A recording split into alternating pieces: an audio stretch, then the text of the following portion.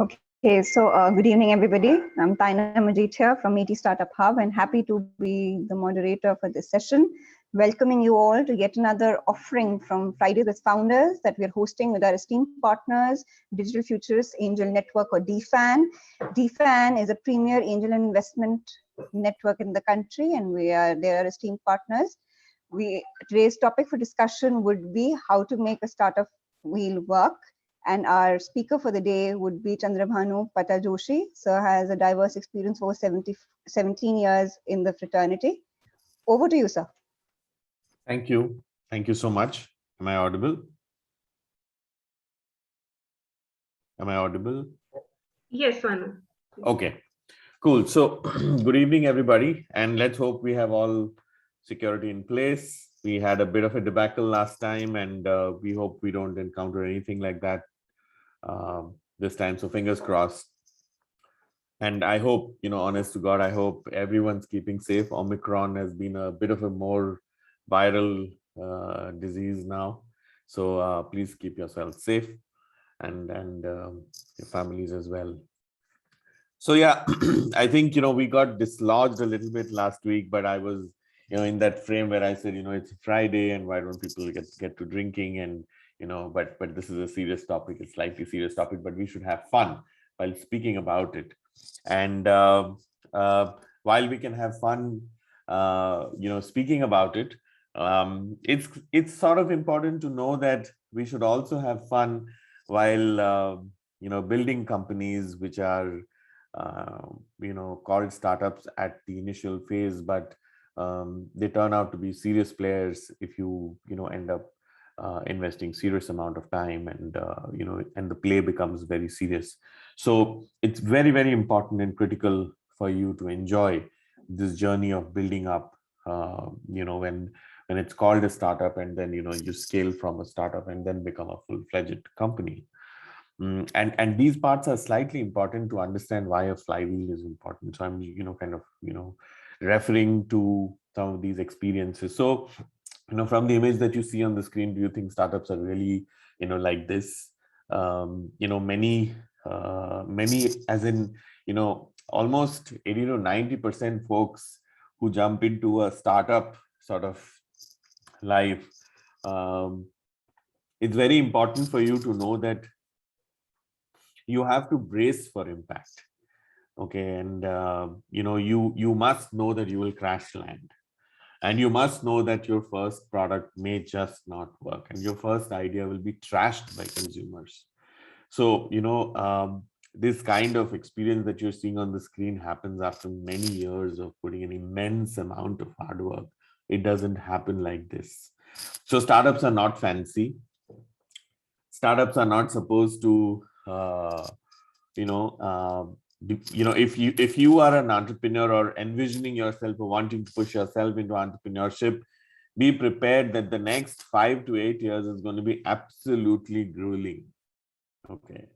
It's great to, for founders or, the initial new age founders always feel that it's great, I have this fancy title of founder CEO. It's great to, put it out on LinkedIn, and it's great to see, so many millions of dollars being raised, fancy lives. Just the reverse. It's just the reverse. It's never about all of this, which draws people to say that, hey, I'm going to be launching a startup. It is great to have the feeling of entrepreneurship, but what goes into it, it's radically different. It's dramatically different. It sounds awesome, but this awesomeness that you see and you read and you experience comes after so many years of hard work that people mostly don't know what goes behind it. So people always see what's out there, but you just don't know what kind of grueling life an entrepreneur has gone through. So I was mentioning this last time and we missed the point. You can hoodwink the world once, but you cannot hoodwink yourself. And that's one of the things that you must realize, that it's not something that you will be able to, if you're not doing the 5 to 8 year levels of preparation, you will truly not be able to build a company. there are various types of startup entrepreneurs, people who love to build and solve problems, people who love to exit. Okay, they build, they sell, and that's it. And everything has its own, sort of merit. We don't say any one particular aspect is bad or wrong, but everything has this grueling, the whole grueling effort that goes in. It is very, very intense. So having said that, it's important for us to know that the entrepreneur's penchant to solve a problem, is going to be one of the key, key elements. And, it is very time consuming. Something that is problematic in terms of solving a problem is time consuming, and one has to stay undeterred. You have to stay fully focused. The passion should not wither away. Okay. The passion should not wither away. You have to keep looking at the real problem and derive at the fact that if you think what is a problem, but the consumer does not see the problem as a problem, you have to pivot. And that has to be done dispassionately. We did it. I did it. I've seen many founders and entrepreneurs doing it.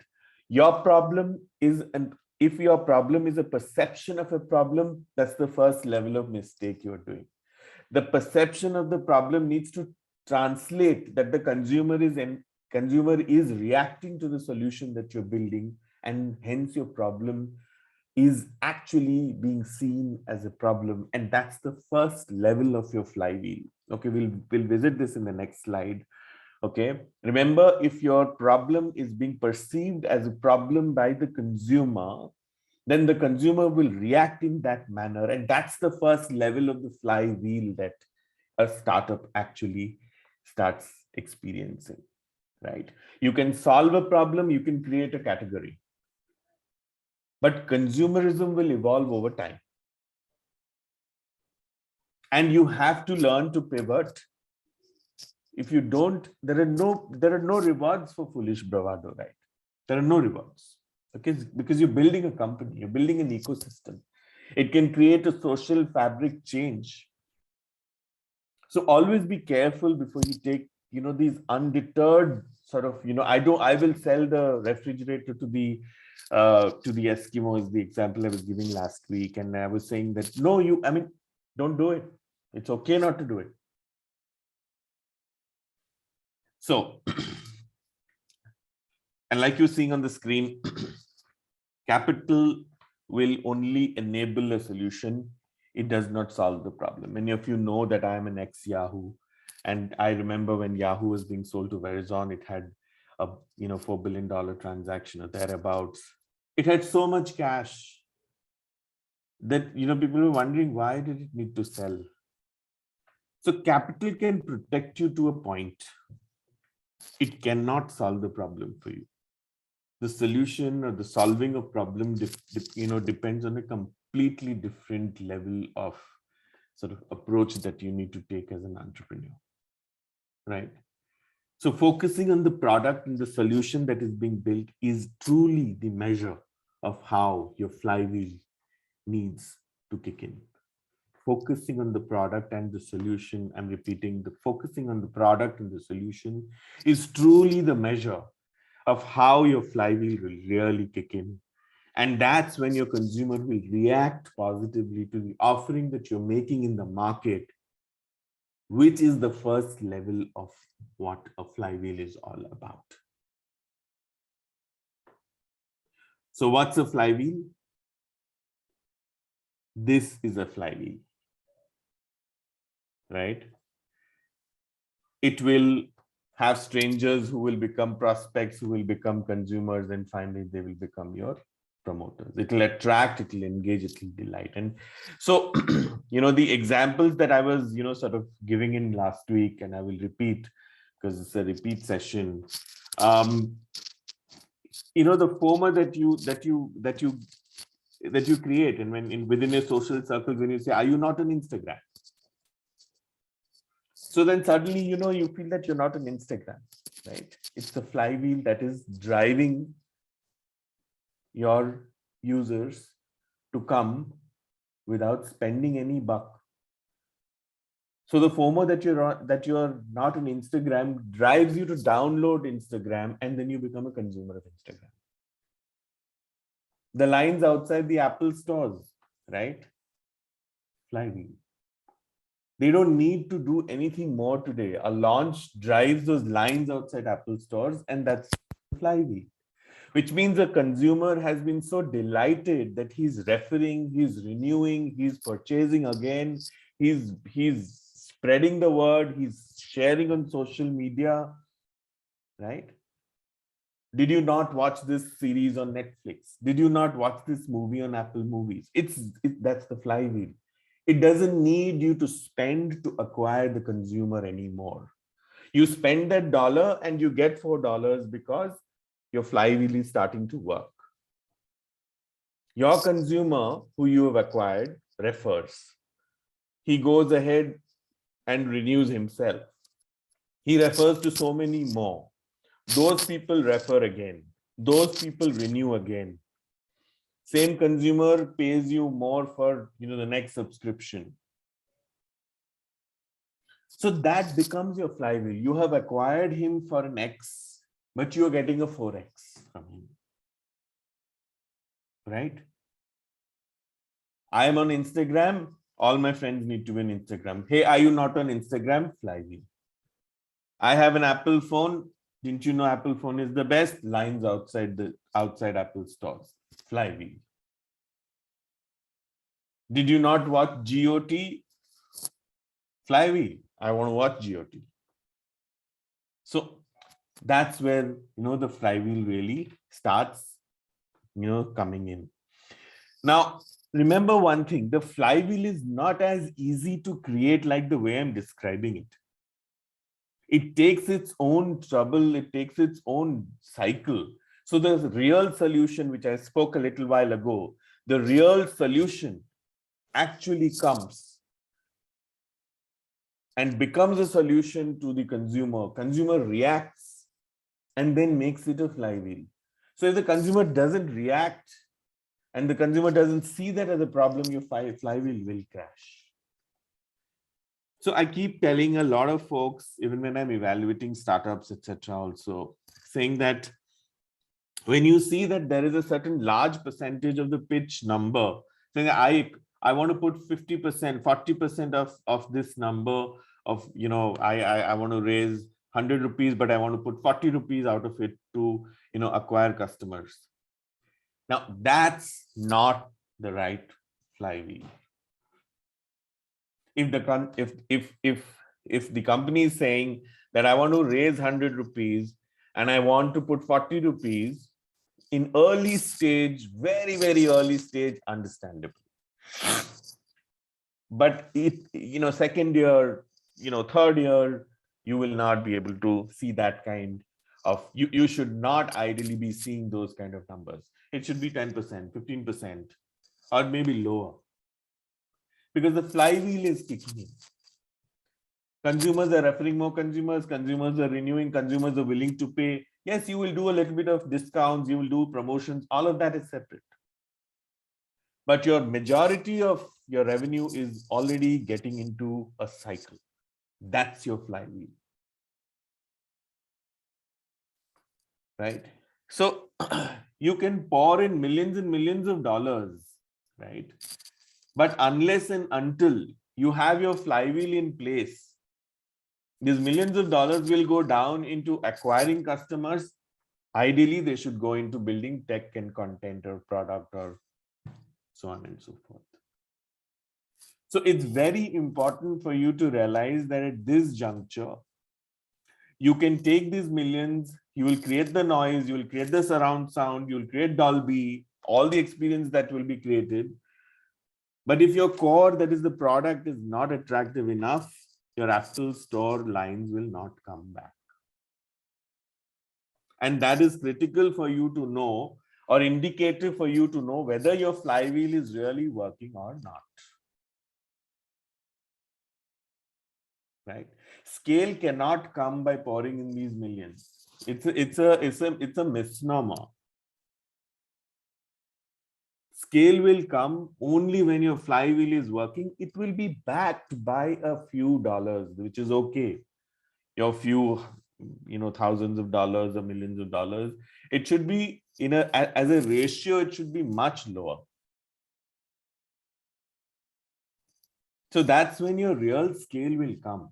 You can't keep achieving scale by pouring in millions to acquire customers. That's not called scale. In the parlance that startups today are also sort of running, I am a startup entrepreneur myself, but these are areas where we clash.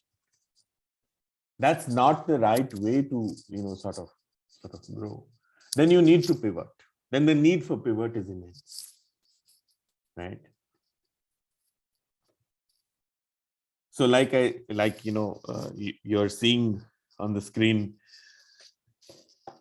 you have to enable scale by using the right kind of flywheel. You would have seen the consumer reactions to enable the scale, and hence flywheel is set in motion, right? And remember that startups, less than 30% of startups have actually failed due to lack of capital. Most of them fail because the flywheel has not worked.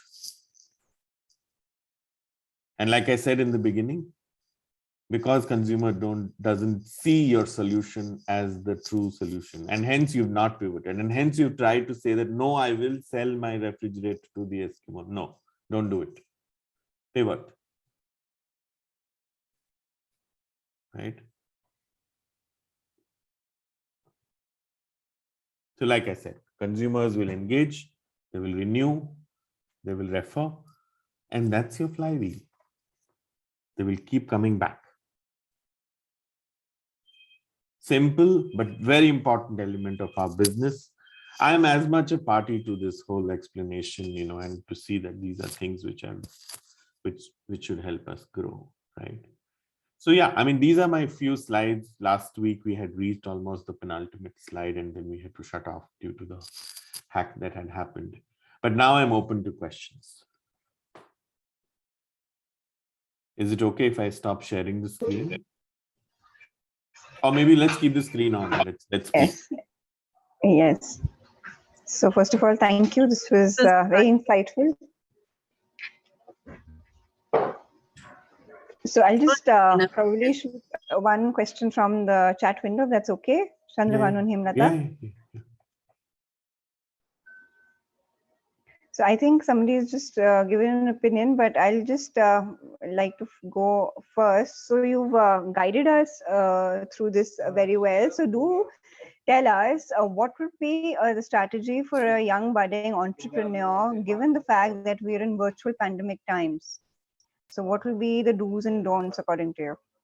See, the pandemic has taught many startups in their own categories, their own, everyone's learned their own lessons in a pandemic, right? I learned in being in EdTech, everybody, there are different opinions which are floating around, but being in EdTech, everybody thought that EdTech, the pandemic caused a tailwind for the EdTechs. It did, or it's conjecture. I can tell you that, right? We were a new startup. It did not work for us. We wanted to go down, create a lot of sampling opportunities. In India, people buy online when you sample things offline. You know how consumers are. And then we did our numbers as per plan, and we had a lot of tough time devising the strategy. One of the strategies was to go online, go on ground and sample a product and showcase and demo it, and college students, and do these trials with college students, cafeteria. All of that experience went completely down in the pandemic. Nothing happened. Whereas there were other EdTech startups who came and said, oh, pandemic happens, and there are these millions of students rushing to do coding, coding, and everybody was going after coding, and coding became the next big thing. There are question marks on those numbers. We know of organizations, it's never good to take names, but we know of these organizations whose today's numbers are being investigated, that where have those numbers really come from? Look around and look at your social circles and ask how many people really rushed to do coding. Did it really happen? So for young startups, to answer your question, you have to devise your strategy. You cannot, there is no rule that will help a startup to go, there is no rule for a startup, first of all. If you are a young startup who has to say that, okay, it's a pandemic that I have to now conserve cash. It's a pandemic where I have to now look at, raising capital through, maybe debt plus equity, and I need to forward invest only in making my consumer acquisition happen because I'm a very early stage startup. Just do that. Or you are a startup who says, no, I just want to invest in enhancing my product and technology. Just do that. Figure out your strategy because you will know the best. There is no rule. There is absolutely no rule. As an edtech startup, it's, people take it otherwise when I say, and all of your esteemed investors, some of you have invested with us also. Honestly, I was up, I had no tailwinds, I had headwinds. And that is the truth. It's always good to know that what the real need for the startup is, and sort of devise your strategy. So honestly, this question is the answer to this question is figure. There is no rule. Just figure how you want to survive. You want to conserve cash. You want to just take one aspect and invest, just take that one aspect and invest. And the pension to survive, of course, I'll tell you what, one of the most key elements is the pension to survive. I had zero capital in 2020, zero. I had to borrow, I had to, I did like all sorts of crazy things, put on mortgage and what. I passed 2020. I just wanted to say that I will not give up. That was the only thing that made me go through. So pension to survive, very critical. That's the only one fixed strategy that you need to deploy.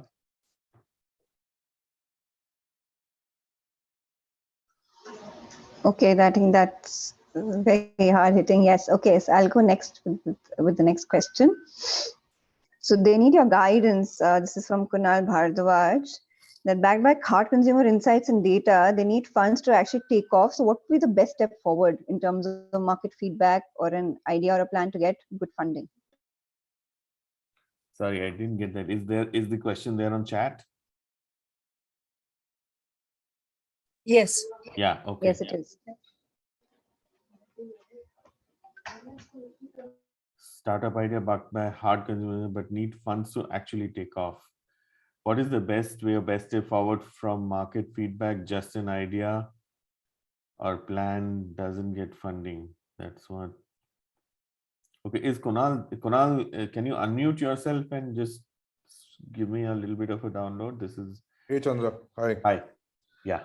All right. So just to give you a background, so we're like a bunch of senior professionals, and we've noticed this massive need gap in the market, and basis that we did a lot of research and so on and so forth, and we come up with a business plan and a model and a startup idea. Now, from whatever we've understood, and this is like a bunch of 4 of us techies as well as marketers with an average experience of about 18 years between us per person, that this thing would need a considerable push in the beginning to actually take off.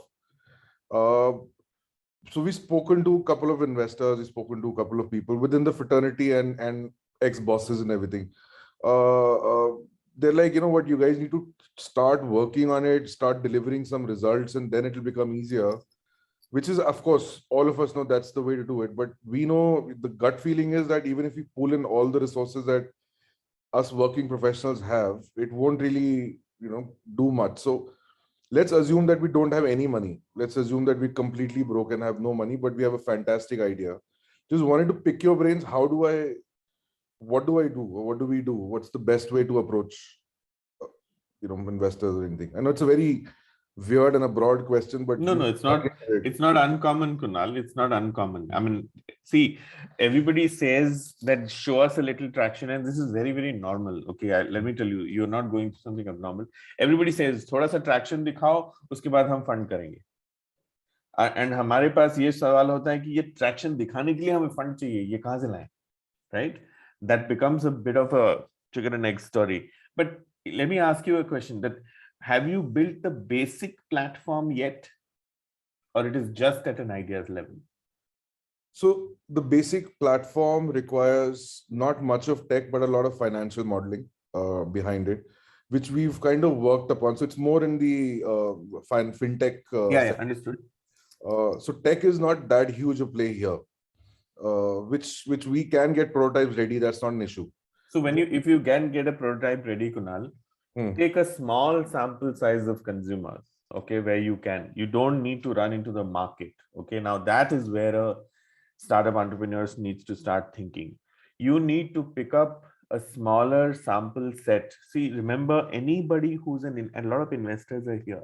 Okay, when people say scale or people say show me traction, they're not saying that show me traction for 5,000 people.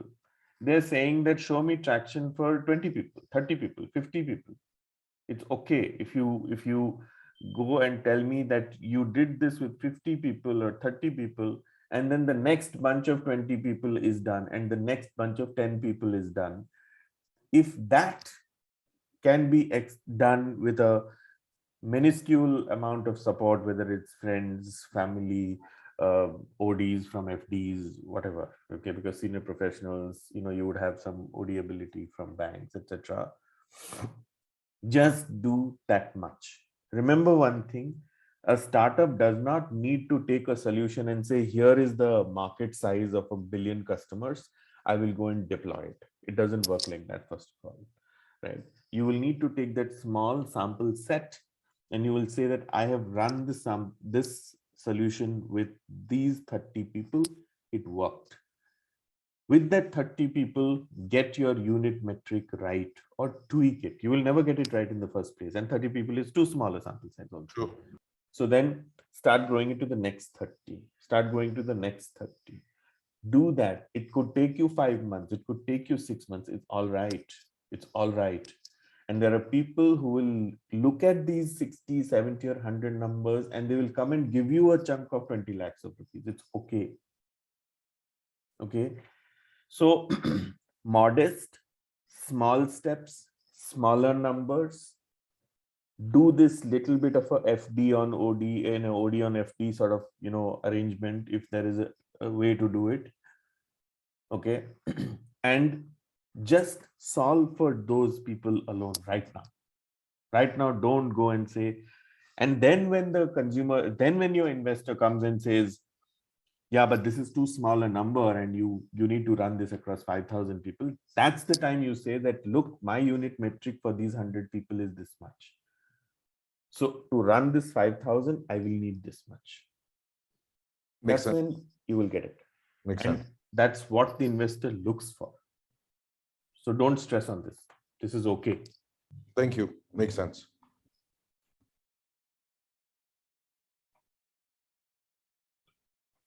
Okay. I'm reading Abhiroop. Is that the next one to pick?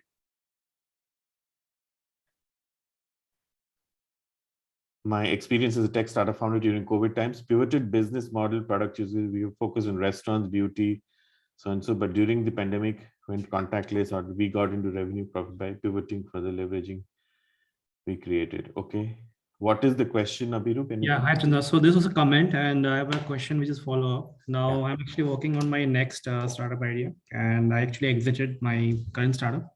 Wow, nice. Due to a co-founder issue, but actually I turned it profitable before leaving. Now my next startup, right? So I have an idea where the potential is good. It's relatively untapped market. Obviously there are competitors, but they are not at that level of thought process which I am. Now the challenges I'm facing is getting good co-founders, okay, which has been a problem for me before also in my previous startups. Okay, and so now I got few people and they are good, but they're in full-time jobs. And after 2 weeks, they said, okay, no, we cannot give time. Okay, So first 2 weeks, they were very enthusiastic. Yeah. Yeah. And then again, I have to rebuild my co-founding team. But I'm in a phase where, okay, the sales is good. I mean, in fact, I have a sales team. We got some traction. We can get orders. Okay. Now I'm trying to do it in a different way that, okay, let's not bootstrap now. Okay. Because it's a, I don't want any other player to come in and, capture market share. Rather, we get the first round, the angel round, the pre-seed, seed round, maybe Series A. Okay. The first 3 rounds, we pick up faster, depending on the traction, but we know that we can bring in the orders. Okay, I can get people full-time on a salary, and then we start moving. Okay, and then maybe after Series A and B, we don't raise so soon, right? Or we try to turn profitable, right? So kind of moving the bootstrap phase a bit towards Series A and Series B, rather than initially, try bootstrapping and lose the early mover advantage. Mm-hmm. So do you see the model, in the current startup market moving towards, okay, don't bootstrap much now, okay? You get funded and get started and move fast in the first 2 years, rather than moving slow and bootstrapping with your own funding. So do you think there's a shift in that direction of? So, honestly, it's very founder driven. Yeah, you're a second time founder now. So it's very, very founder driven. There are people who want early stage funding to come in and they would ramp up quickly, get into Series A quickly, maybe exit, provide exits, and then move. Okay. It's very, very, very subject to founder, thinking. And many folks from DFAN also sort of understand that I am, for a founder like me, I want to move it towards more like profitability, more like giving better value for my existing investors. Hence, it's a longer haul. Hence, these are things that a founder like me sort of starts looking at. But there is no right or wrong, right? You've been a founder, earlier as well. So there is no right or wrong in this. Honestly, it's okay to pick money faster. If you're getting it, pick it, go, grow it, kill competition with capital that you have. If your flywheel is set in place, then just go jump, take it on. But it's great if you want to say that, I want to, I relate with that, let's build profitable startups. Let's build value for the economy. So let me see it's actually translating value on the ground. Let the real consumer come back and say it changed my life. So that's a different high, so I belong to the second sort of school of thought, but nothing wrong in your first school of thought as well. Investors always like to exit and get their share of so the first one will also propel some bit of exits, and this is okay to do. It's absolutely okay. Coming to the other thing about co-founders, यार मतलब शादी करने के 10 साल बाद भी पता नहीं चलता है you have the right partners or not, right? But co-founder is purely, you cannot go looking for a co-founder. I can do the moment you go looking for one. This is superstition in me, yeah. If you go looking for one, abhi rukna nahi hoga. Somebody has to. I will tell you one thing. I have co-founded 6 times, and every time I took my companies to revenue and profit stage. And the only reason I had to exit or fail is because, just one reason, like the co-founders not working out, or they stopped, the momentum which they had early, right? They just dropped off, or they started. So I'll ask you a very sort of a bold question, maybe not meant for maybe you choose not to answer, and a lot depends on what you give the co-founder. You could be the founder, okay? A lot depends on what you give to the co-founder, okay? I have, and DFAN teams know my co-founder very well. She is an equal partner with me. Although, we came in together, she came in later, etc. She's an equal partner with me, equal in terms of percentage. So a lot of value goes in when you give your co-founders that real co-founder status, because many sort of entrepreneurs say that, okay, 15%, 20%, 5%, I'm saying if you're a true, and then so that is one stage, and it is not the only thing, honestly. But it takes a lot to click, okay? Because you're the founder. And I'll give you a very glaring example. DFAN folks know about it. We were called Glossary Technologies. Glossary is a tongue twister. We are a tier 2, tier 3 college student product in higher education. And Sonam, my co-founder, she said, "Yaar Bhanu, it's very difficult. Yeah, this name needs to change." And I was like, "Shit, how can you ask me to change? It's coined by me." And she was very, very giving in, saying that, "Okay." And there came a time when actually, and it's funny, everybody will sort of maybe laugh. A tier 2, tier 3 college student called and said, "Hello, is this Grocery Technologies?" Okay. And that changed, right? So it depends a lot on how you are open to suggestions, to, giving the co-founders real status. So I'm not saying that you wouldn't have, you may have done it, and despite that, these things would happen. But yeah, you will not be able to go look for somebody and try that, like fitting him or her in. Usually nahi hota hai aisa. Yeah, that's got it. Thanks. Pankaj, we don't need funding, but guidance to hire tech. Pankaj, tech hiring is really tough given the market. It's not easy to do tech hiring. I'm saying good tech hiring. You will go through a lot of upheaval. There is very little knowledge with tech folks to move into services or product. Is services better than product? Who pays more?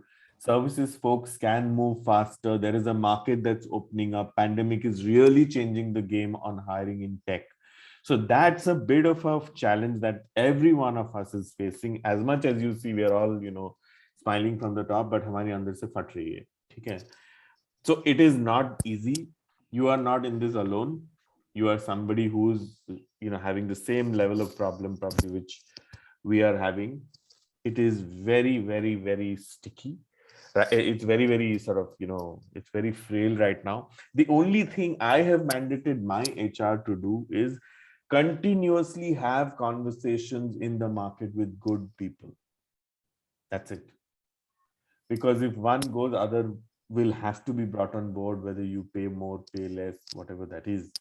But hiring the right tech to build the right kind of product and, have a complete cohesive thing right now is a big challenge. It's a big challenge. And being a small startup, brand nahi hai. Aap kaun hai? Why should I leave Cognizant, or why should I leave any big product company and come? All of these will become an issue, right? But fighting alone, we are all fighting alone in our own ways. So just know that we have to bide this time and go through this. I can see Ashima has raised a hand. Ashima, is there a question? Just wanted to add to what you said, Bhanu, here, to address this question on resource shortage, as I would call it, adequate resource shortage. But, which I think we've also had a mutual discussion on this, and I would just share it with everybody, being a co-founder myself, that I think as startups, one thing which we lose out on is also processes. So since our resources are very few, and obviously we expect a high attrition rate, or, a cyclical, I would say, cycle, because it's hard to get good quality resources and they'll come and move on. To keep your processes very strong, what happens is, even if you're getting consultants or freelancers or, part-timers, as long as your product is being built on a good agile model, which is very process driven, where your code is properly documented, you have your systems in place, like a Visual Source Safe or any other model that you're following, you won't have a gap in your build-up of your product or any other thing which you're doing. So that's my 2 cents. So most of the times what happens, startups are so busy building their product that they forget about the process. Whereas this is a very key pillar, people, process is very important. Instead, if you have your process in place, people can keep coming and going. So you're not people dependent then. So that's all I have to say, that, try making your systems as process driven. I'm not saying allow them to become bottlenecks in your play, but especially when you're having your, building your MVPs, it's important. And then when you move to your MPP stage, obviously you need quality resources, etc. But at least during your MVP, build processes in place. And it's the same even for your co-founders or any other key personnel in your startup, because you know, tomorrow, especially in these COVID times, anything can happen. So a founder also True. needs a successor in place. A co-founder has to have a successor in place. And all those things are only possible if you've got your processes done right. Yeah, yeah. And do that in your own small way. It doesn't processes. It's not that, you know, IBM is the only company which has process. Processes can be very, very simple, straight in your mind and jotted down on a piece of paper. It's, yeah. So in your own way, yeah, absolutely right. You know, thanks, Ashima. This is good input. Moving on to the next quick question: how do I pitch the traction of my consumers to the investors? Yes, it's very important for you to show that how much the consumer is paying, how much the consumer who pays, you know, is getting more consumers like him back to you, and how often is this consumer renewing. If you get these two right, you have solved 70% of an investor's sort of ask. How much is this guy, how many more consumers is this guy getting, and how much are they paying, and how often is this guy renewing, or how many times has he renewed so far? These two things, because you acquired him only once. So if you get these two, you know, right, Jay Gupta, that's his question, you will be. See, remember one thing: investors don't always need delightful decks to be sent to them. It's a misnomer. A smart investor will look at an Excel sheet and he'll understand your startup. Trust me. That's one way to look at it. So this is really, really the key. These two things, get it right and you will be home. So I just have a, Sure. question, it's just a follow-up. So right now, my, startup, my whole platform is on a very, preliminary stage. So we are just launched in October. So we do have customers, they are engaging on, they are doing things, but they're not paying right now. I mean, I have those mechanisms which can generate a little bit of, monetary effect. But I feel that how should I, tell the investors about this, because my idea, my startup involves a long journey, and the revenue streaks and whatever, the financial things which come into play. So these things, they take a lot of time. You must be knowing, you are a reputed founder. So I'm just not able to understand that how should an investor, how should I make him react to the whole startup, and the startup, the platform, the metrics which we have created. Is it the input levers which I should explain, or or is it to be the output levers? So though I prefer moving on with the input levers, and making sure that they are correct, having the funnel right, but how should I do this, sir? If you could guide me in that way. See, Jay, look at it this way. Jay, the thing is, investors always come in with the intent to invest so that there is a return. Okay. And investors are very, very clear when they're looking at, obviously, there are different types of investors: people who will be long term, people who will hold your hand, people who will be short term, people who will need quick exit. So there are all types which make up this planet and this startup ecosystem. And let me tell you, nothing is wrong. Nothing is wrong. So one, if there are investors who are looking at your input, where an output is but natural, then show them the input. There are investors who will be very output driven. Tell them that I have done this input, but this is the output. So focus on what the investor is looking for. No one investor. So there is no rule for investors in this ecosystem, which is just about taking off in India. Okay. So investors really like to hear what is there in their ecosystem as the mode for investments. Okay. And having said that, one thing is very, very clear in every investor's mind: the startup founders thinking and the startup founders clarity needs to be crystal clear. Your clarity is what will drive him to push himself.